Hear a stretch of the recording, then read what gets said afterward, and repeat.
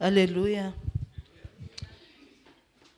Misaotra Jesosy mandrakarivintsika ny amin'ny tombontsoa-pahasoavana mbola afaka miain'ny feoany, miaina ny teniny ary ivavakantsika satria feno loatra ny tenin'Andriamanitra teo. Nambaka tamintsika teo ny sitrapon'Andriamanitra, ny fanirian'Andriamanitra, iaina ny lahy, iaina ny vavy, iaina ny zanaka. Dia ndaontsika hisaotra an'Andriamanitra mandrakarivany amin'ny teny efa voakaitsika ary ametraka amin'Andriamanitra amin'ny fontsika mba tsy ho zatra miaino tenitsika fa hay handray ny teny, hay iaina ny teny, hay hampiatra ny teny. Ivavakantsika. Ray masina tsara indrindra, rainay amin'ny anaran'i Jesosy Kristy velona sy masina ary manan-kery avy Nazareta. Mankasitraka feno anao zay Jesosy satria ianao dia miteny anay mandrakariva. Mankasitraka satria marina loatra ny teninao ary feno loatra ny teninao, tena fiainana ho anay ny teninao. Jesosy ampio zay mba tsy ho zatra miaino ny teninao fotsiny fa aoka tena hoe ho raisinay, ho tonga fiainanay ny teninao. Satria raha ny teninao no avelanay, anjaka sy anapaka ao amin'ny tenanay, dia tena efa miova, efa ela izany fiainanay izany. Jesosy raha mbola hotoriana eto ny teninao, dia aoka tsy hisy sitrapony nofo na teny mihoatra Jesosy, fa aoka ny fanahinao masina no hanana contrôle rehetra Jesosy.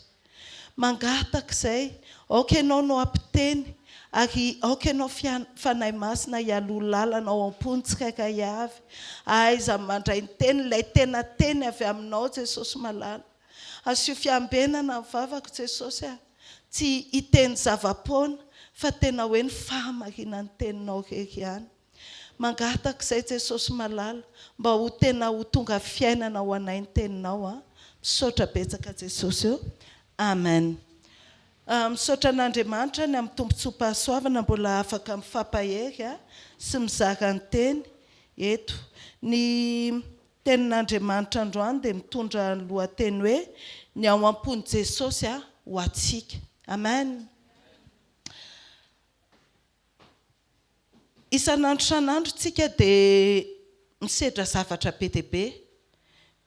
Be dia be ny zavatra hatrehana mianjady eo amin'ny fiainana.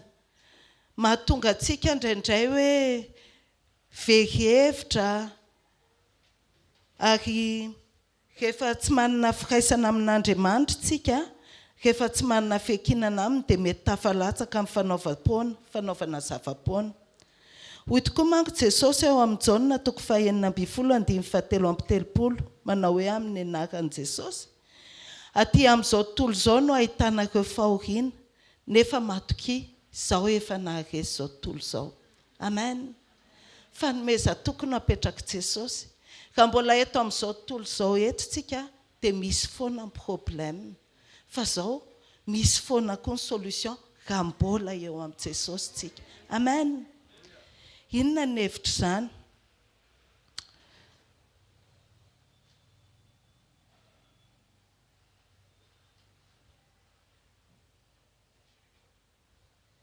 Raha mbola mitoetra eo amin'ny Jesosy tsika dia izao, na misy tafiotra, na misy sedra, na misy fahoriana, ninona mety hitranga, dia izao tsarovy fa mpandresy ianao. Amen. Hoy izy manko ny tenin'Andriamanitra ao amin'ny Romanina 9:7 amin'ny anaran'i Jesosy manao hoe: kanefa amin'izany rehetra izany dia manoatra no mpandresy isika amin'ny alalan'ilay tiantsika. Noho izany aoka tsy hisy ninona sakaka antsika amin'ny fitiavan'Andriamanitra ao amin'ny Kristy Jesosy izay tompontsika sy tompoitsika, na fahafatesana na fiainana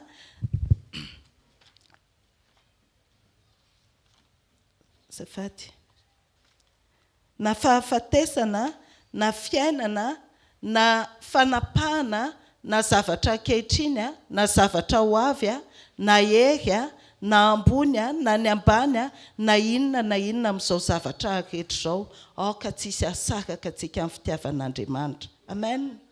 Tsara loatra Jesosy ary mahatoky loatra ao amin'ny fiainantsika izy. Amen. Alohan'ny hiala eto an-tany Jesosy dia izao nivavaka tamin'indrainy izy ao amin'ny Jaona 7:12. Fantatritsika tsara fa Jesosy rehefa mivavaka dia izao enoin'Andriamanitra foana ny vavany ary valian'Andriamanitra foana. Io vavaka nasandrany ao amin'ny Jaona 7:12 io zany dia efa enon'indrainy ary efa voavaly. Amen. Fa ny mampatonga n'io vavaka io marina ao amin'ny fiainantsika dia miankina amintsika. Amen.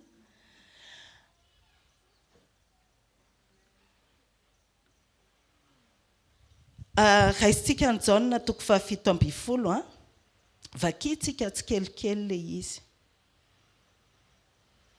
Jaona 7:12.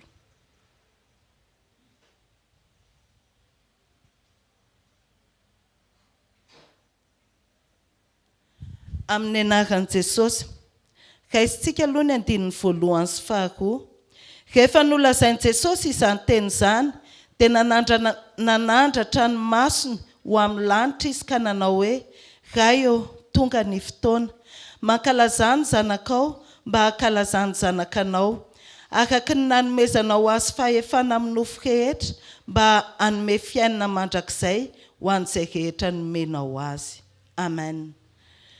Nomen'Andriamanitra ray an'i Jesosy ny fahefana rehetra ny an-danitra sy ety an-tany, ary ao anatin'izany dia nomenan'i Jesosy ny fahefana hanome fiainana mandrakizay ho an'izay rehetra nomeny rainy azy dia tsy iza fa ny mpianany, ankoatran'ilay zanaky ny fahaverezana ho izy.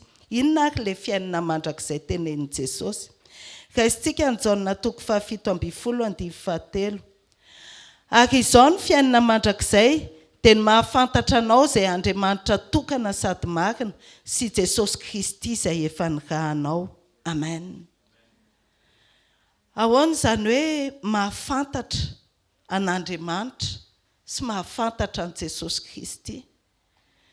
Za zao mety hoe mahafantatra anao satria hitako foana ianao, fa ny tian'Andriamanitra tenenina ao amin'ilay hoe mahafantatra an'Andriamanitra anankiray, mahafantatra an'Andriamanitra marina dia izao mahafantatra hoe iza moa izy, inona ny natiorany, inona ny toetrany, inona ny maha-izy azy, inona ny zavatra tiany, inona ny zavatra tsy tiany.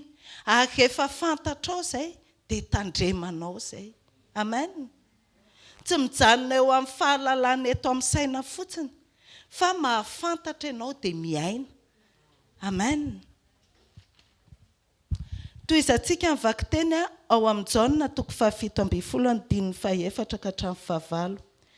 Izao efa nankalazanao ety ambony tany, vitako ny asa izay nomenao ahy ataoko, ary ankehitriny raio mankalaza amin'ny tenanao dia amin'ny voninahitra ny arahako nanana taminao fony mbola tsy ary izao tontolo izao.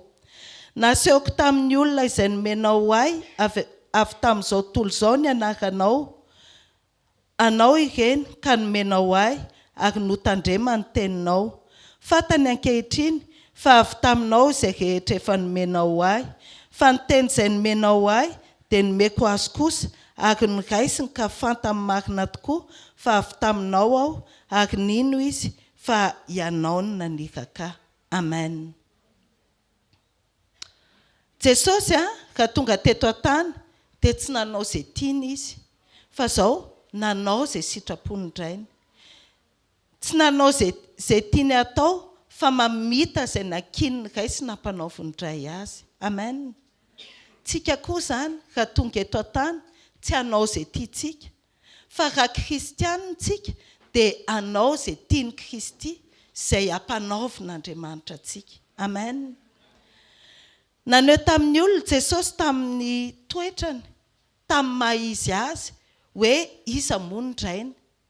Izy tsy nanao zavatra hoe prinsipa be, fa izao ny fiainany nasehony.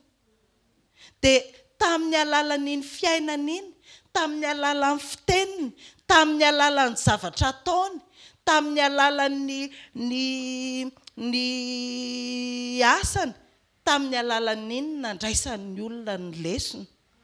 Dia nisy fotoana Filipo rehefa ndraisaka zakao tao amin'ny Jaona toko 4:10 tao 4:10 toko 9 dia ozy izy Filipo niteny tamin'i Jesosy hoe asehoy anay fotsiny indray dia ampy anay izay e. Dia ozy izy Jesosy efa hatr'izay nitoekako tao aminareo dia motsy fantatrao ihany va. Rehefa nahita ianao ozy izy Jesosy dia tokony efa nahita indray. Tsika asenao kristianina manao ahoana? Mo maneho an Jesosy ve tsika asenao? Mo maneho an Kristy ve tsika asenao? Mo ve rehefa mahita tsika asenao ny olona dia mahita an Jesosy? Aoka tsika tsy hanala-baraka an'Andriamanitra. Amen. Ny ahatongavantsika tia tsy hanao izay tiantsika. Raha manao izay tiantsika tsika dia maneho ny tenantsika isan'andro. Zao aloha no tiako atao. Zao aloha no tiako heverina. Zao aloha no tiako tenenina. Fa zao rehefa manao an Jesosy tsika, zao no tiany Jesosy ataoko dia izay no ataoko. Zao no tiany Jesosy réaction ananako dia zao ny réaction ananako. Fa tsy amin'izay fahatsapako, tsy amin'izay émotion, fahatsapana atao amin'ny aiko ato no avoakako amin'ny hafa. Amen. Mila maneho an'Andriamanitra tsika. Amen. Naneho ny rainy tamin'ny toetrany Jesosy, be fitiavana izy, be famindrapo, antra, honena, tsy manameloka, fa manamarina foana, tsy mandatsa, malemy fanahy, tsy miavina po, tsy manilika, mitsahatra foana, miadana foana na ao anaty tafiotra aza, tsy manenjy dresy, miaina ny vokatry ny fanahy, izay voasoratra ao amin'ny Galatiana toko 5 2:20 ka hatramin'ny 7:20 izay vakiantsika amin'ny anaran'i Jesosy. Tonga dia tanjosako aminao ilay vokatry ny fanahy anankisivy.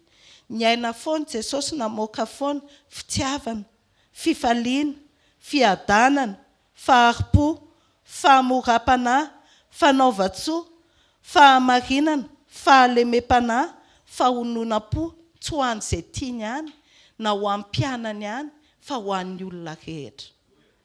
Tsika koa izany raha milaza tsika ho kristianina dia manahaka an Jesosy, maneho ny toetran Jesosy, tsy amin'izay tiantsika ihany fa amin'ny olona rehetra.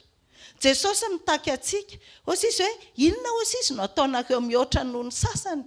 Raha tiany rahalahintsika tsika na hoe tian'izay tiantsika na hoe tian'izay manisy soa atsika, normal izany eo amin'Andriamanitra. Fa ny angatahan'Andriamanitra dia ny havanantsika amin'ny olona rehetra ary ity ny fahavalontsika maneho ny vokatry ny fanahy na dia amindreo tsy tiantsika sy manenjika atsika. Amen. Zay tsika vao tena hoe any Kristy tokoa. Amen. Naneho Jesosy any rainy tamin'ny fahaiza-manaony, na nasitrana izy, nanao fahagagana izy, na matsy izy, na morina izy, na nangana amin'ny maty izy. Ary nampianatra ny mpianana anana fiainam-piombonana sy fiainam-pitokanana mandrakariva amin'ny rainy izy. Fiainan'i Jesosy manontolo teto ambony tany izany dia tsisy afa-tsy fianarana. Miteny izy, fianarana. Manao fahagagana izy, fianarana. Manangana amin'ny maty izy, fianarana. Raha mijery ianao raha te hianatra hoe te hanahaka an Jesosy, vakio fotsiny ny evanjily 4 dia io fotsiny arahana dia afaka hanahaka an Jesosy ianao. Amen.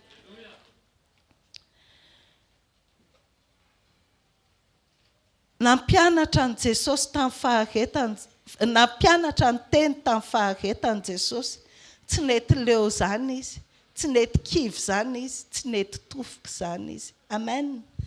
Toy izatsika ny vakiteny ao amin'ny Jaona toko 7:20 andininy 7 ka hatramin'ny ny andiny 7 fotsiny aloha ny vakiako hoe satria tokony hazava tsara amintsika hoe ho aniza moa ty vavaka nataon'i Jesosy ty.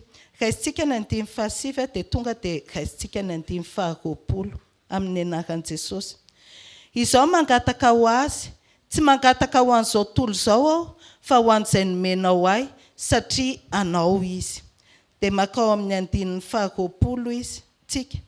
Nefa tsy ho an'iketo ihany no angatahako fa ho an'izay mino akoho noho ny teniny.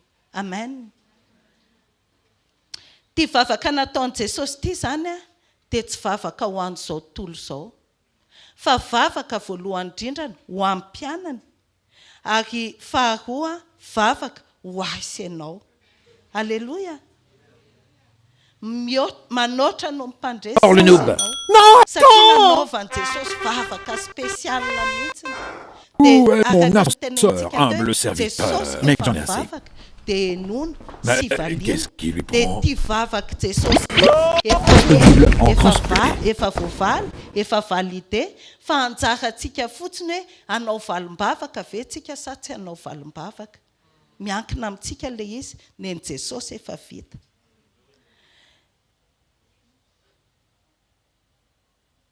Jereo ane rehefa mivavaka Jesosy, rehefa hamoky ny olona tsy omby 5,000 izy, dia misaotra fotsiny izy fa tsy mila mangataka be. Ao am-pony ny hamoky olona 5,000 dia tsy miteny izy, tsy mitokana izy aloha ndao aloha hitokana fa enjana be zany hamatsy olona 5,000 zany. Fa zao ao am-pony, ao anatin'le etaeta anao soa an'le mpianatra. Dia zao rehefa tao anatin'ny etaeta dia nisaotra fotsiny izy satria fatany fa efa eo le rainy hamaly an'izay vavaka izay. Raha hanangana ny Lazarosy izy tsy nila nitokana ela be koa fa ozy izy nisaotra fotsiny izy dia niteny izy dia nivoaka ny zavatra rehetra. Hitanao rehefa hoe manahaka an' Jesosy tsika dia zao izay zavatra nataon'i Jesosy afaka ataontsika. Fa manomboka voalohany aloha amin'ny fanehoantsika ny toetra an'Andriamanitra, izay vao mety ilay zavatra. Amen. Raisintsika ka ny andininy 10. Jaona 7:12 andininy 10 amin'ny anaran'i Jesosy. Ary izay ahy rehetra dia anao, ary izay anao dia ahy, ary efa ankalazana eo aminy aho. Amen. Ozy izy Jesosy ary izay ahy rehetra ozy izy dia anao, ary izay anao dia ahy, ary efa ankalazana eo aminy aho. Fantatritsika tsara fa Jesosy no antony namoronana an'izao tontolo izao. Efa nomen'Andriamanitra an' Jesosy ny zavatra rehetra. Ary efa nomena an' Jesosy ny fanapahana rehetra. Fa zao anefa tsy niraisiny izany hoe efa anaty dia izay tiako hanaovana azy, fa ny zavatra rehetra dia niombonany tamin'indrainy. Amen. Fianarana ho antsika koa izany.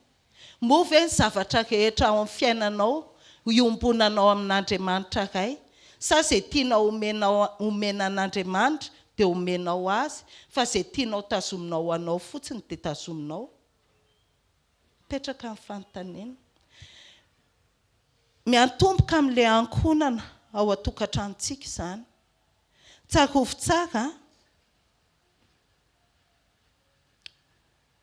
fa fanahy sarobidy eo mason'Andriamanitra ny isam-batan'olona.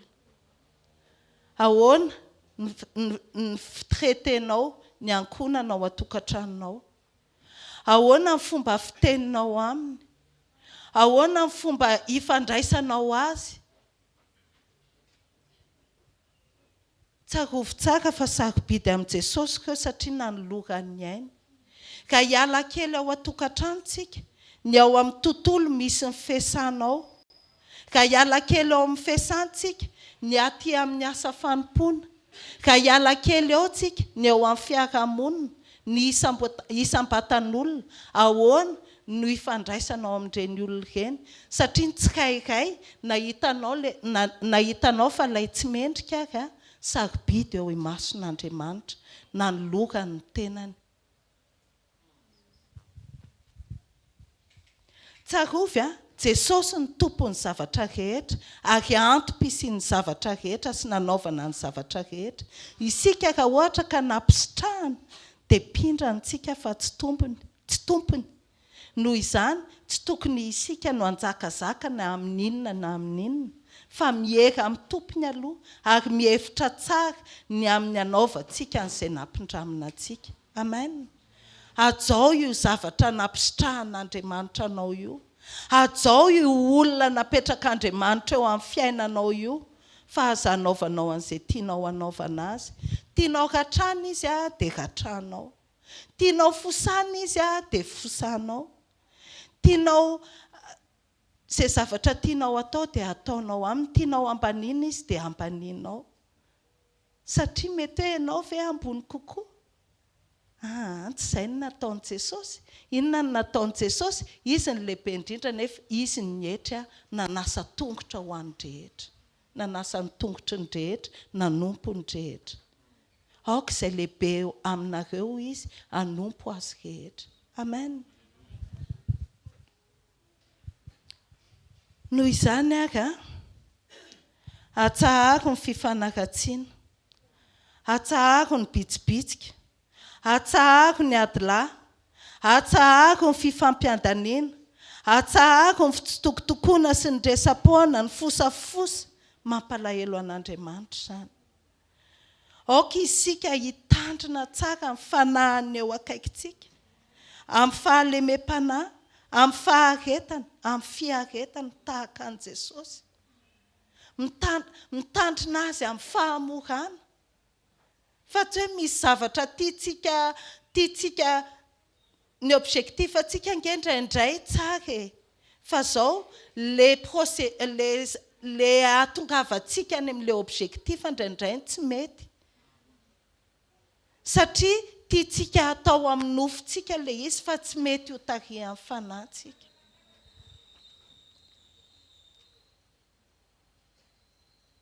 Aoka tsika tsy hamita tena, mihevitra fa mety sy rary ny hitretentsika ny hafa, nefa indraindray mety hoe mampalahelo an'i Jesosy. Ny olona rehetra dia mendrika famindrapo.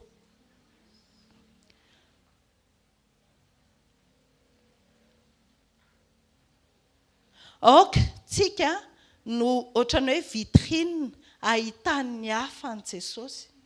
Amen. Iombony amin'i Jesosy ny zavatra rehetra. Rehefa hoe iombonanao izany an'i Jesosy, ataovy aloha ohatra raisiko hoe io vady aman-janakao io, ataovy hoe anao aloha tia Jesosy fa za nampindraminao fotsiny dia izao anontanio anazy. Ahoana Jesosy ny fomba hiresahako amin'ity? Ahoana Jesosy ny fomba hifandraisako aminy? Indraindray misy erreur ataon'ny zareo, azoko mpahazo anahy, misy fotoana rehefa mandeha amin'ny nofo, tonga dia mireagir ao amin'ny nofo, dia miteniteny foana ianao, mandratra olona ianao. Mety fahamarinana ny teninao, fa tsy manangana olona fa vao maika manabaty olona. Dia izao mitsahara mihitsy aloha, dia mangina mihitsy aloha, dia mivavaha amin'ny fanahy masina. Inona ny zavatra tokony teneniko? Tokony hiteny ave aloha sa tokony angina? Tokony hoe hivavaka mangina ave, tokony tsy hiteny ave? Indraindray manko tsika mihevitra indrindra reny mpianakaviana hoe raha tsy za mihitsy aloha no miteny tsy mety io zavatra io. Ka aleo ny tompony ny karakara azy. Fa rehefa miteny ny tompony hoe midika ianao atsehatra, dia izay ianao vao mahazo miditra atsehatra. Dia le fomba hidiranao atsehatra koa mbola anontanianao hoe inona moa izany le tokony teneniko? Fa tsy ao anatin'ny lohabe sy ny fobe atsika ny tenentsika. Amen. Raisitsika ny ao amin'ny 1:20. Ary tsy ho eto amin'izao tontolo izao intsony aho, fa izy ireo no eto amin'izao tontolo izao. Ary izao mankany aminao, ray masonao, tehiriziko ireo amin'ny anaranao izay nomenao ahy, mba ho iray ihany izy tahaka ny maha-iray antsika. Tonga dia vakitsika hatramin'ny 7:20. Raha mbola teo aminy aho dia nitahiry azy tamin'ny anaranao izay nomenao ahy.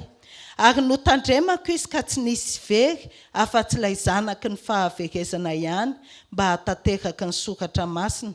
Fa ankehitriny mankany aminao aho Ary izany teny izany lazaiko eto amin'izao tontolo izao mba hananany fifaliako tanteraka ao aminy. Efa nomeko azy ny teninao ary alan'izao tontolo izao izy satria tsy naman'izao tontolo izao tahakay tsy naman'izao tontolo izao. Izao tsy mangataka aminao mba hampiala azy amin'izao tontolo izao fa ny mba hiaro azy amin'ny ratsy. Tsy naman'izao tontolo izao izy tahakay tsy naman'izao tontolo izao. Manamasina azy amin'ny fahamarinana, ny teninao ny fahamarinana. Tahaka ny nanirahanao ahy ho amin'izao tontolo izao, mba anirahako azy kosa ho amin'izao tontolo izao. Ary ho an'ny reto no anamasinako ny tenako, mba anamasina ny fahamarinanao azy. Nefa tsy ho an'ny reto ihany no angatahako, fa ho an'izay mino ahy koa no ny teniny, mba ho ray ihany izy rehetra, tahaka anao ray ato amiko, ary izao koa ao aminao, mba ho ao amintsika koa izy, mba hinono izao tontolo izao fa ianao no naniraka. Ary nomeko azy ny voninahitra izay nomenao ahy, mba ho ray izy tahaka ny mahiray antsika. Izao ao aminy, ary ianao ato amiko, mba ho tanteraka ho ray izy, mba ho fantatro izao tontolo izao, fa ianao efa naniraka ahy, sady efa tia azy tahaka ny tiavanao ahy. Amen. Raha nialy Jesosy raha ho any amin'indrainy izy dia izao. Voalohany indrindrany aloha, nangataka izy hoe tehirizo ireo. Tsy namelantsika ho kamboty izy, izay ny teny Jesosy, tsy hamelanareo kamboty aho ozy izy. Ary rehefa nialy izy dia izao, ny raha ny fanahy masina ho aiza ho ao anatintsika. Amen. Tsy rery izany ianao. Mbola nampiny an'ilay vavaka hoe tehirizo izy, arovy izy. Tsika zany tena hoe manana ny atoro rehetra, ny mpianana, dia tsika izay mino azy. Satria manana ny fanahy masina, ary manaraka izay efa nasandratra Jesosy ny vavaka mba ho voatahiry ao aminy, sy arovana amin'ny ratsy. Raha ohatra ny mpianatra Jesosy angeha ny tena marina tokony hoe voavonjy daholo fa soangy eny Jodasy nampatonga azy io very. Zay ilay nitenen'i Jesosy hoe izy rehetra ozy izy izy rehetra ozy izy ohatrany hoe voavonjy daholo zany, ankoatrany voatahiry daholo, ankoatrany ilay zanaky ny fahaverezana, satria soahan'i Jodasy ny ho very. Soahanao misy fiainana sy fahafatesana foana eo anoloantsika. Misy tsara sy ratsy isafidianana foana eo anoloantsika. Fa safidintsika ny nanapa-kevitra hoe isafidiny tsara ianao sa isafidiny ratsy ianao. Misafidiny tsara ianao dia fiainana ho anao izay. Isafidiny ratsy ianao dia fahafatesana ho anao izay. Dia izao misafidiana ny tsara, misafidiana ny fiainana. Amen.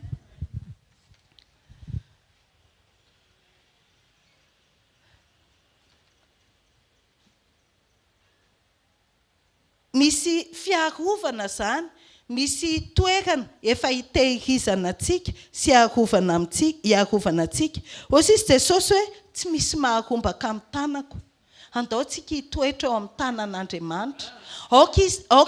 Aleo tsika tsy miala eo amin'io tanan'Andriamanitra io, efa misy an'io abri io. Rehefa mitoetra eo tsika tsy misy ninonninona ary na iza afaka harombaka antsika eo. Amen. Toizatsika mivaky tena ao amin'ny Jaona 7:20 andiny 4:4 ka hatramin'ny 5:20 manao hoe amin'ny anaran'i Jesosy. Raio, tiako mba ho any amiko amin'izay hitoerako ireo izay nomenao ahy, mba hitany voninahitro nomenao ahy izy, fa efa tia ahy ianao fony tsy mbola ary ny fanorenana izao tontolo izao. Ray marina, tsy nahalalanao izao tontolo izao, fa izao nahalalanao. Ary reto efa mahalala fa ianao no naniraka. Ary efa nampahafantariko azy ny anaranao, ary mbola hampahafantariko ihany mba ho ao aminy fitiavana izay nitiavanao ahy, ary izao koa ao aminy. Amen. Azonao an-tsaina ve zany vinan'i Jesosy mahakasikasy ianao zany? Tsy haiko hoe azonao ve fa za zany efa mpamaky an'ity, fa tamin'ny maraina ka namaky an'ity tena hoe oay Jesosy tena hoe latsaka ny ranomasoko. Hozy izy hoe tiako aussi izy mba ho any amiko amin'izay hitoerako ireo izay nomenao aho mba hahita ny voninahitro. Zany hoe mivinany Jesosy aminao tsy le hoe hijalijaly sy hoe higalera be, fa ny vinany Jesosy aminao dia ny hoe hitoetra hiara hitoetra aminy hahita ny voninahiny. Dia ka zay aka ny fevitr'Andriamanitra aminao ny amin'ny ho avy ny amin'ny mandrakizay, dia mahafinaritra azy ve ny ahitanao migalera isan'andro. Mahafinaritra azy ve mahitanao hoe miasa saina be hoe inona indray no hoaninay, inona indray no hosotroinay.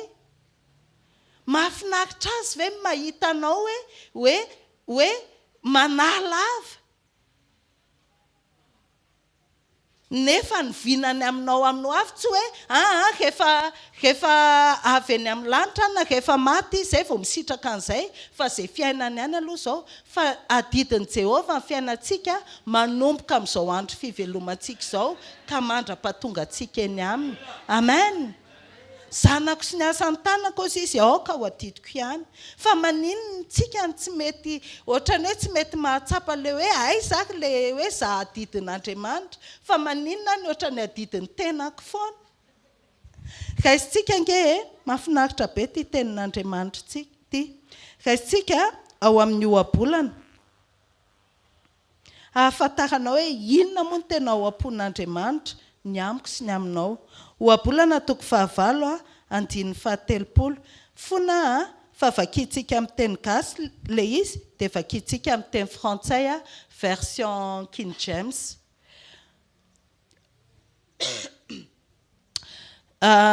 Ohabolana toko 9 andiny 17 ka hatramin'ny faha 1:30 amin'ny anaran'i Jesosy. Dia mpitamarika teo anilany aho, sady ravigavo isan'andro ka nilalao mandrakariva teo anatrehany.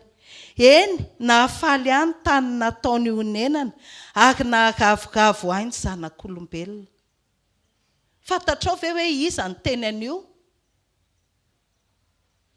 Iza ny teny an'io? Jesosy ny teny an'io. Fakiko izy amin'ny teny frantsay manao hoe j'étais alors à côté de lui comme grandissant auprès de lui et j'étais ses délices quotidiens, me réjouissant toujours en sa présence, me réjouissant en la partie habitable de sa terre, et mes délices étaient avec les fils des hommes. Amen. Azonao ve fakatapony fifalian'Andriamanitra dia miaraka amintsika. Favalitsika ve zany etaetany zany. Mes délices étaient avec les fils des hommes hozy izy. Dia raha zay ary zany ny fakatapony fifaliana dia mahafinaritra azy ve mahita atsika hoe oriory isan'andro ny amin'inona, ny amin'ny zavatry ny nofo tsy tanteraka.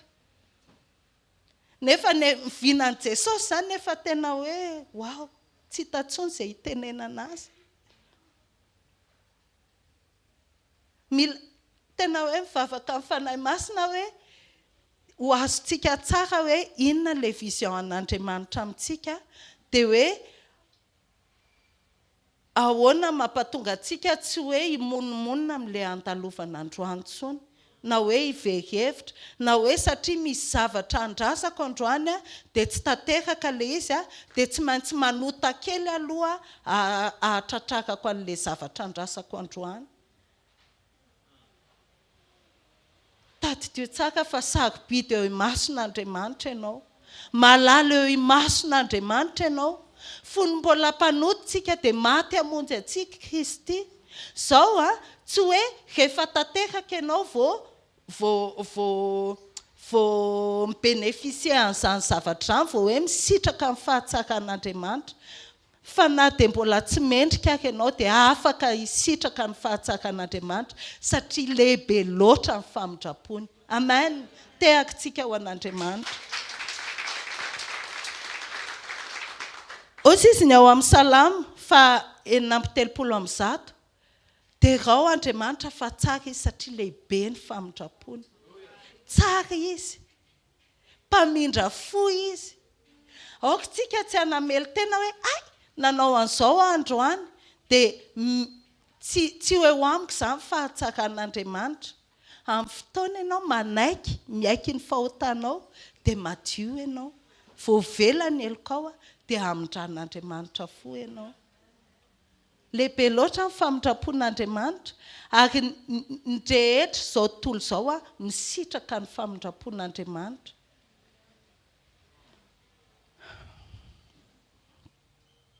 Tsy haiko hoe azonao ve inona ny fihinan'Andriamanitra, vision-n'Andriamanitra amintsika. Ny asarobidintsika eo amason'Andriamanitra, malala loatra eo amasony izao sy ianao. Amen. Raisitsika ary. Raha izany ary maninona tsika no mbola manahy foana? Maninona tsika mbola miainy amin'ny nofontsika foana? Miainy amin'ny aintsika foana? Miainy amin'ny tenantsika foana? Io fanahiana sy fiahiana io nge no mahatonga ny olana be. Io no mampatonga antsika miady aman'olona. Io no mampatonga antsika hanao zavatra tsy afaka ny sitrapon'Andriamanitra. Satria ilay hoe inona no hoaninay? Inona ny sotroinay? Mieritreritra tsika hoe raha tsy mihetsika dia tsy hivaty olana ity. Raha tsy mangala tety kely dia inona no hoaninay? Fa izao mahatoky reto Andriamanitra amin'ny teniny. Tsy fantatra hoe manahoana ny fiainanao androany. Tahaka ny fahariana voalohany ve? Mety tsy maizina ve? Mety tsy misy endrika ve? Mety foana ve? Fa izao tamin'ny voalohany inona no nataon'Andriamanitra? Niteny izy. Dia izao avelao ampidirao amin'ny fiainanao ny tenin'Andriamanitra. Amen. Iaino ny tenin'Andriamanitra. Voalohany indrindra aloha meteza fotsiny ho ao amin'ny presensan'Andriamanitra, ho eo amin'ilay fanatrehan'Andriamanitra tahaka an'ilay tamin'ny voary voalohany. Tsy hoe eo amin'ny fanatrehan'Andriamanitra dia ho eto amin'ny shopy isan'andro ianao dia nefa tsy miova akoriny. Fa eo amin'ny fanatrehan'Andriamanitra ianao na ianao rehetra any tokantranonao any ary ataovy azo antoka fa eo Andriamanitra. Amen. Mahazo aina eo Andriamanitra. Jereo ny fonao, ny etahan'ny fonao hoe manahoana. Rehefa madio am-po ianao dia mahita anazy. Amen. Ninona mety zavatra mitranga? Dio foana aloha fo mba hifankahita amin'Andriamanitra, mba ho eo amin'ny fanatrehan'Andriamanitra. Aoka tsy hisy fimonomonomana fa maharikoriko an'Andriamanitra amin'ny fimonomonomana, fa aoka ho feno fisaorana. Tsara ovy tsara fa ao anatin'iny zavatra imonomonomanao iny ange. Efa misy zavatra tsara goavana vitan'Andriamanitra ane. Ary zavatra tsy azontsika ampitainana amin'inona dia nanolorany Jesosy ny tenany teo amin'ny hazo fijaliana hamonjy asa ianao. Amen. Tsara ovy izany. Aza atao ohatrany hoe efa hay dia ohatrany hoe mandalo fotsiny, fa ataovy sarobidy ao aminao izany. Amen. Faharoa, avelao ny teny ahazo aina ao amin'ny fiainanao. Ankatoavy sy aino tsisy fepetra ny tenin'Andriamanitra rehetra. Eo amin'ny tokantrano izao dia ny teny rahavavy taty hony teo, teny mpanompon'Andriamanitra teo. Inona ny tokony ataon'ny lahy? Misy teny ao tokony hajana. Inona ny tokony ataon'ny vavy? Misy teny ao tokony hidirana. Inona ny tokony ataon'ny zanaka? Dia aleo iainantsika ilay izy. Fa indraindray tsika menomenona be hoe tsy mety tonga ilay valim-bavaka, nefa ny tenin'Andriamanitra tsy arahantsika. Dia tsy marina amintsika ny tenin'Andriamanitra. Tsika ve izany sady tsy hivavaka, tsy hakatoa tenin'Andriamanitra, tsy hanao ninina, nefa mila valim-bavaka. Dia ahoana ary izany? Hiala amin'Andriamanitra fa hanao izay tiantsika, nefa ny etsoan'Andriamanitra antsika, ny antom-pisitsika eto dia ny hanao izay sitrany. Sy hanao izay asa nampanaoviny antsika. Amen. Averiko kely fotsiny ny famintinana hoe ho an'ny lehilahy ao an-tokantrano, araka ny teny mpanompon'Andriamanitra teo, mitia ny vady, mitia ny ankonana, mamelona. Ho an'ny vehivavy manaiky ny vadiny, manoana ny vadiny, mitondra mbavaka ny vadiny, ho an'ny zanaka manaja ny ray aman-dreny, ho an'ny ray tsy hoe akory ny hoe manam-pahefana ianao satria kay dia hivatravatra amin'ny zanakao dia andratra azy dia hampatonga azy ho tratry ny tratrapo dia hamoy fo dia hiala. Izany rehetra izany mahafinaritra be fa lehibe loatra ny famindrapon'Andriamanitra ka efa nanao an'izany tsika mifontsika dia mitsangana vaovao indray androany, manomboka vaovao miaraka amin'Andriamanitra. Hoy ny tenin'Andriamanitra hoe vaovao isa-maraina ny famindrapony. Nisy andro maraina vaovao izao, velonaina indray tsika, vaovao amintsika indray ny famindrapony, afaka manomboka vaovao miaraka amin'Andriamanitra indray sika. Amen. Raisitsika ao amin'ny Matthieu 9. Matthieu 9 andininy fa 1:30 ka hatramin'ny fa 4:30 amin'ny anaran'i Jesosy. Dia aza manay anareo ka manao hoe inona no hoaninay, na inona no sotroinay, na inona no tafianay. Fa izany rehetra izany dia katsahan'ny jentilisa fatratra, fa fantatry ny rainareo izay any an-danitra, fa tokony ho anareo izany rehetra izany. Fa katsao aloha ny fanjakany sy ny fahamarinany, dia hanampy ho anareo izany rehetra izany. Ary amin'izany dia aza manainy amin'ny ampitso ianareo, fa ny ampitso hanainy azy, ampy ho an'ny andro ny ratsy miseho eo aminy. Amen. Hoy ny tenin'Andriamanitra anankiray, zanako sy ny asan'ny tanako hoy izy aoka ho adidiko ihany. Tsy Andriamanitra mandainga izy, rehefa miteny izy hoe hikarakara dia mikarakara. Fa misy andraikitra raisitsika. Moa ve tsika efa nikatsaka ny fanjakana sy ny fahamarinana? Moa ve tsika miaina ny fahamarinan'ny tenin'Andriamanitra sy mampiatra ny fahamarinan'ny tenin'Andriamanitra? Moa ve tsika manahaka an' Jesosy maneho andray aloha amin'ny alalan'ny toetrantsika, fa rehefa maneho andray, maneho an'Andriamanitra amin'ny alalan'ny toetrantsika dia tahaka an' Jesosy hoe misy zavatra ho amponao, misaotra ianao dia tonga. Amen. Tsy anganongano izany, fa misy izany, ary marina izany. Amen.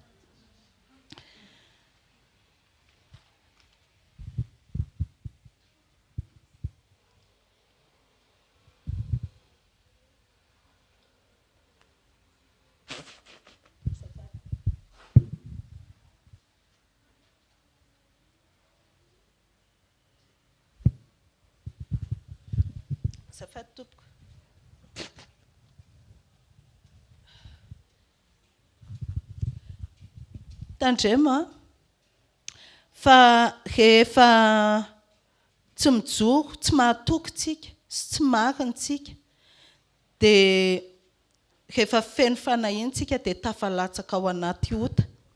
Dia hoy izy ny tenin'Andriamanitra ao amin'ny Jeremia 2:20.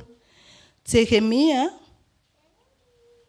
2:20 andininy 13 ka hatramin'ny 14 amin'ny anaran'i Jesosy manao hoe loza an'izay manorina ny tranony amin'ny tsirariny sy ny ati-tranony ambony amin'ny fitaka ka mampiasa maina ny namany fa tsy mandony karamany, sady manao hoe anao trano lehibe ho ahy aho sy ati-trano ambony malalaka ary oloahany izy hvkl sady asiany valindriana sedera sy hosorana lokomena.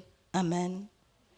Indraindray tsika noho ny fanahiana na noho ny fitiavan-tena be loatra dia izao manao tsy mahatoky dia mangalatra kely, manao tsy marina kely, manararaotra olona kely, kanefa izao loza be nefa ran'izany araka ny tenin'Andriamanitra vakintsika hoe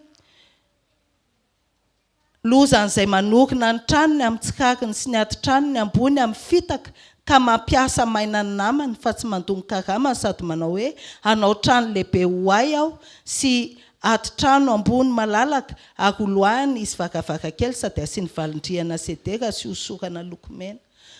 Tsy maninona tsika na eritreretinao hoe ao amin'ny zakizaky aka aloha ny miaina. Ianao no mieritreritra amin'izay fa tokony hisaoranao io satria efa zava-dehibe io. Amen. Fa rehefa mahatoky amin'io kely io ianao, mahay makasitraka amin'io kely io ianao, zay ianao vao ampiakarina makany amin'ny lehibe kokoa.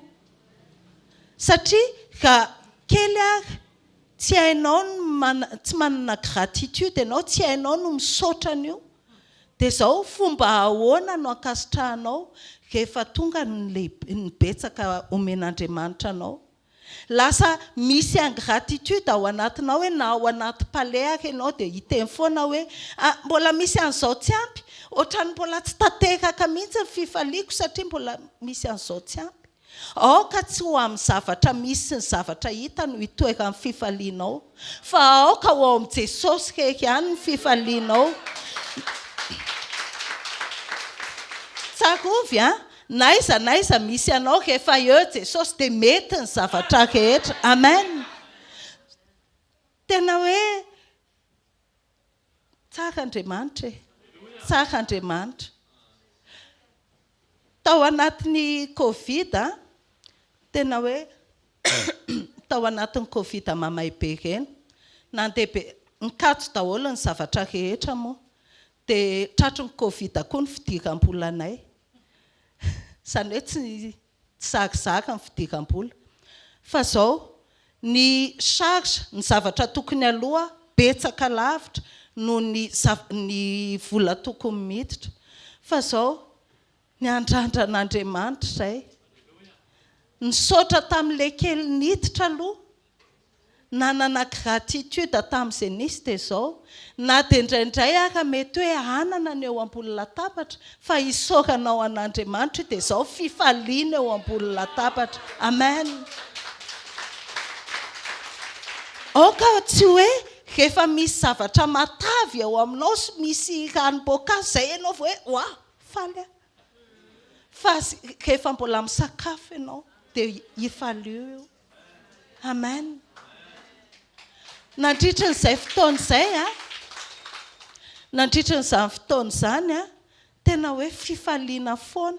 Na ny ankizy kely ary tena hoe faly satria eo Andriamanitra, tena hoe Jesosy mbola nomenao izay ary tsy nisy andro iray tsy ninananay. Tsy nisy zavatra hoe tsy voalohany ny écolage ny ankizy, na dia raha manao kajy manokatra ianao dia tena hoe tsy mahalony saka ny vidiny izany e. Fa tena hoe tsy mandao Andriamanitra, matoky Andriamanitra. Amen. Tsy haiko hoe inona no atrehanao. Tamin'ny fotoana jory vavolombelona kely aho voninahitra Andriamanitra. Tamin'ny fotoana nanomboka mihitsy ny Covid, nandeha tany ampitany ny zanakay voalohany izany. Dia izao janona telo volana tany izy takina, tsy afaka nandefa vola tany amin'ny intsony izay.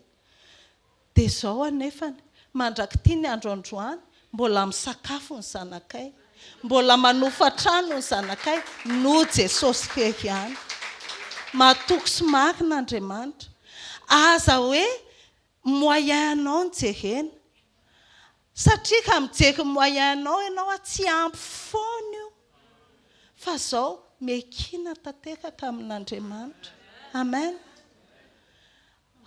Aprimo ilay fanahiana fa tsy mampandroso atsika fa mampanota atsika. Amen. Tamin'ny vao hoe teraka ny ankizy mbola kely, ny ankizy mbola roa vavy ny zanakay tamin'izany. Dia izao manao kajy be ilay ramatoa. Manao kajy dia hoe izao taona izany ity zasy ity dia retirety ny dadany. Dia retirety ny dada. Ny vinanao nefa mba handefa ankizy any ivelany. Ahoana no atanteran'izany Jesosy? Dia mba mety hoe lasa izany Jesosy ny voalohany dia misintona ny ambiny. Alefanao any amin'ilay zanakao izany ny adidy. Dia nefa n'izao vao nanomboka mba hiala ilay zaza, tapina ny daomy. Fa izao mahatoky Andriamanitra, manana ny lalany Andriamanitra, mamatsy Andriamanitra. okenao atoky an'Andriamanitra atsahako ny calcul satria io no napatesitra an'Andriamanitra tamin'ny Davida zao fotsiny apetrao ny vinanao vina voalohany indrindrany aloha ny toetrako aneho ny toetra ny Jesosy zay aloha voalohany indrindrany ka mbola misy tsy vita hoe Jesosy mbola tsy vitako indray le mamela heloko hoe Jesosy mbola tsy vitako indray le mity an'ity olo ty vao mahita azy dia miokina ny hoditra hoe ataovy ty foana apetrao aloha izay vina voalohany izay toetra manao ny toetra ny Jesosy rehefa zay dia zao apetrao amin'izay izay mba hihy ny fonao fa na tsy mangataka ianao fa misaotra fotsiny dia Andriamanitra manatanteraka azy. Amen.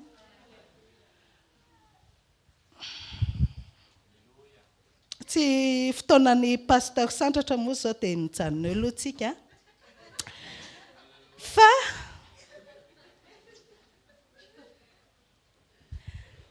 am'tianako azy satria efa mandroso ny fotoana dia zao atsahako ny fanaovan-dratsy atsahako ny fanahiana ataontsika zava-dehibe ny aneho an' Jesosy amin'ny alalan'ny vinantsika ary ny farany dia hoe Andriamanitra mahatanteraka ny faniriany fotsika rehefa manahaka an' Jesosy tsika.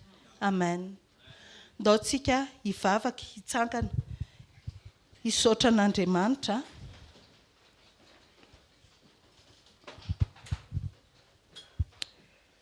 Ray masina tsara indrindra kainay aminaraka an' Jesosy mankasitraka feno anao zay Jesosy ny amin'ny teninao misaotra betsaka Jesosy fa Andriamanitra tsara loatra ianao zay Jesosy tena hoe indraindray manamaivana ny zavatra efa nataonao teo amin'ny fiainanay nefa ny fanoloranao ny tenanao teo amin'ny azo fijaliana dia efa fandresena lehibe ho anay satria efa vita ny zavatra rehetra ary mivinanao Jesosy dia hoe ny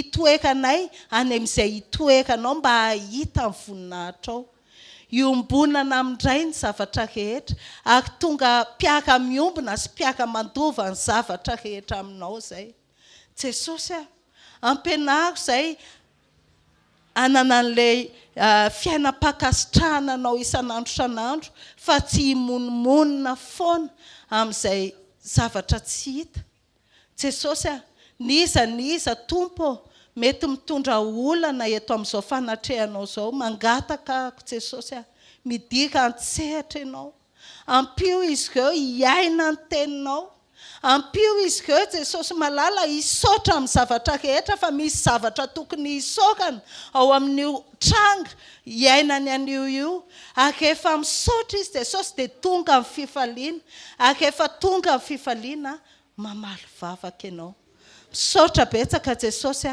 mideka sy mankalaza ny anaranao zay amin'ny anaranao mavontsy no angatahanay izany Amen. Tehaka tsika andraisantsika ny mpanompon'Andriamanitra manaraka.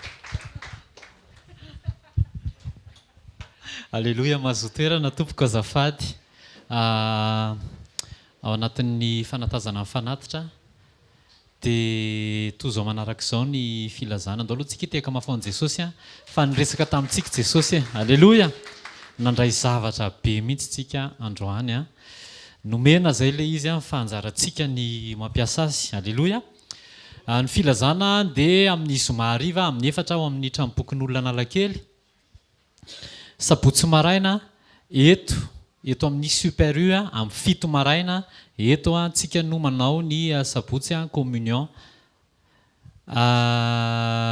croisade any Arivony Mamo eo amin'ny dongona Arivony Mamo ny sabotsy zao sy lahady sabotsy hariva dia lahady hariva eo amin'ny dongona Arivony Mamo fotoana vita sabotsy communion dia miaraka mandeha makany daholo tsika akaiky kely io mila misoratra anaranao amin'ny taty fara atsy dia manontany zay tokony aloha ny amin'ny participation rehetrarehetra raha te handeha hoany ianao Alléluia tsara loatra Jesosy tena Andriamanitra teo tena hoe raha ny ao am-pony Jesosy ho antsika sy nareo tsy ohatr'izao tsony tsika fa miankina amintsika ny zavatra rehetrarehetra tena hoe miankina amintsika tsika zany ny herany fa raha ny ao am-pony Jesosy efa vita le izy efa mivaly le izy fa ozy izy ny mpanompon'Andriamanitra teo hoe mila mahay mankasitraka ny amin'ny androantsika inona ny eo amin'ny fiainanao ankasitrao fotsiny mety io matoa io aloha zany mesy eo io ny rehetra ho anao androany fa mila manova toe-po andao ozy izy aneo vina mila manana vina aneo ny toetran'i Jesosy tsika vina aneo ny toetran'i Jesosy aiza le izy mbola tsy tateraka dia ndao aseho tsy teny toriana le izy fa fiainana avoaka tsy teny toriana fa fiainana avoaka manomboka eo atokantrano tsy any am-piasana fa eo atokantrano aloha ndao tsika hitravy eo atokantrano androany journée spéciale androany fa moana le izy eo atokantrano tsy miasa mpianatra tsy miasa mpianatra tsy mianatra mpiasa Alléluia.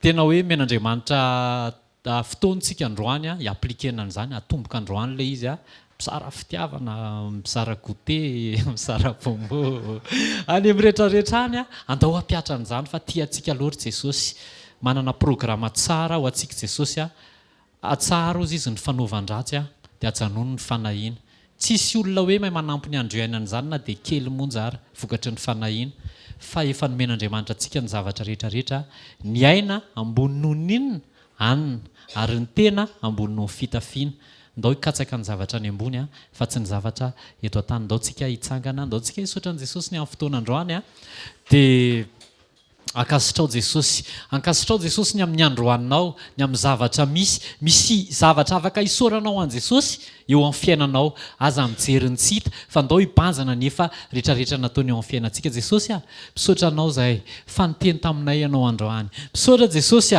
fa raha ny ao am-ponao dia efa be da be raha ny vavaka zay nataonao Jesosy dia efa sarobidy loatra ary mino zahay fa efa nivalian'Andriamanitra zany fa miankina aminay izahay sisa ny oerany tsy ampitranga an'le izy eto amin'ny fiainanay androany Jesosy dia mibebaka izay ny amin'ny fanahiana fa ratsy eo masinao zany mibebaka izay ny amin'ny fitaintainana ny amin'ny fieverana ny momba ny tenanay fa manakana ny tananao zany tsy handray andraikitra eto amin'ny fiainanay androany Jesosy dia ametraka viny izay ny aneo ny toetranao eo amin'ny ankonana aloha voalohany eo amin'ny manodidina ary eto amin'izao tontolo izao misaotra Jesosy ny amin'ireo zavatra rehetra nataonao teto amin'ny fiainanay androany raha andeha hodiny tsirairay raha andeha apiatra sy amoaka le toetranao eo amin'ny manodidina eo atokantrano eo amin'ny zanaka eo amin'ny vady dia aoka Jesosy ahazo ainy ianao satria ianao dia tena hoe mahita tsirony amin'ny fiarahana aminay tia hita tsirony ianao amin'ny fiarahana aminay olombelona fa zany ny fifaliana faratampony eo aminao ny ahatonga anao ahazo aina eto amin'ny fiarahana aminay ary zany koa ny antony andefasanao an Jesosy mba ahafahanay miombona aminao Jesosy androany aoka izay ho fitaovana ampahazo aina anao eto amin'ny andavanandronay aoka ny tsirairay avy ho fitaovana ampahazo aina an'Andriamanitra maletaeta an'Andriamanitra araka ny tenin'ny vakina teo hoe antom-pisiana sy antom-pifalian'Andriamanitra ny fiarahana aminay aoka ny fanatrehanao Jesosy ho tamana eto aminay tsirairay avy aoka hiaisotra ny fanahiana rehetra amin'ny anaran'i Jesosy aoka hiaisotra ny aha sy ny tebiteby rehetrarehetra fa aoka hisokatra ny fony tsirairay avy anomeza etakian'Andriamanitra dia fo mahay mankasitraka ny amin'izay nataon'Andriamanitra misaotra ray amin'ny anaran'i Jesosy tonoko amin'ny anaran'i Jesosy fa mety ty journée androany ty azo tsirony Andriamanitra ho taman'Andriamanitra satria tsika mamoaka ny toetra an'Andriamanitra ilay fanirian'Andriamanitra dia efa tanteraka ary ho hitantsika azo tsapahitanana izany satria tsika miditra mamoaka ny vinan'Andriamanitra dia ilay famoahana ny vokatry ny fanahy ny toe-panaraka an'Andriamanitra mandehana ary fa mety ny zavatra rehetrarehetra amin'ny anaran'i Jesosy raha misy marary eto dia tononona amin'ny anaran'i Jesosy fa Andriamanitra no anasitrana azy mivaha ny olana rehetrarehetra sitrana ny tokantrano rehetrarehetra mety misy tokantrano tsy milamina eto mety ao anaty fa ozy izy ny teny Jesosy nampitondray ny mpanompony teo ka tsao ny vinan'Andriamanitra avoainy toetran'Andriamanitra mandefery mamelay eloka mamoa famindram-po dia mety ny zavatra rehetrarehetra satria Jesosy mahazo aina amin'ny alalanao amin'ny anaran'i Jesosy Kristy avy any Nazareta amen andao zaraina ny fahasoavana fa fahasoavan'Andriamanitra no matozao fa ny fahasoavan'Andriamanitra no matozao antsika tsirairay avy aza dino ny fotoana antsika amin'ny zoma amin'ny 4 ao amin'ny trampoko ny olana alakely tain'i Jesosy daholo